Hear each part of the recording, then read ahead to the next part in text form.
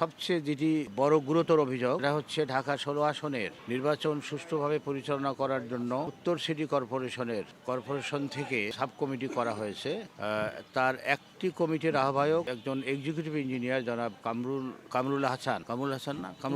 তার দায়িত্ব হচ্ছে নির্বাচন সামগ্রী যেমন ব্যালট বক্স বা এই জাতীয় যে নির্বাচন সামগ্রীগুলো বিভাজন করা, বিতরণ করা কেন্দ্রভিত্তিক এবং নির্বাচন শেষে সংগ্রহ করা। তিনি গত রাত্রে রাত 10টার পরে বিএনপির প্রার্থী যারা আমিনুল হকের আবাসিক এলাকায় যে অবস্থিত ঢাকা উত্তরের বাগানদের জাতীয়তাবাদী দলের যে কার্যালয় সেখানে সাক্ষাৎ করে এবং তার সঙ্গে গোপন মিটিং করে, যেটার ছবি এবং ভিডিও ক্লিপ আমরা পেন ড্রাইভে করে কিছুক্ষণ আগে নির্বাচন কমিশনের সিনিয়র সচিব বরাবর জমা দিয়েছি। এখন প্রশ্ন হলো নির্বাচন সুষ্ঠু এবং নিরপেক্ষভাবে অনুষ্ঠিত করার দায়িত্বে নিয়োজিত একজন সরকারি কর্মকর্তা, একজন এক্সিকিউটিভ ইঞ্জিনিয়ার মানে একজন উচ্চপদস্থ সরকারি কর্মকর্তা, একজন সাব কমিটির আহ্বায়ক, তার নির্বাচন সামগ্রী বিতরণ এবং সংগ্রহ যার দায়িত্ব, তিনি যদি রাতের বেলা তার ব্যক্তিগত গাড়িতে যেয়ে একান্তভাবে একটি দলের প্রার্থীর সঙ্গে সাক্ষাৎ করে,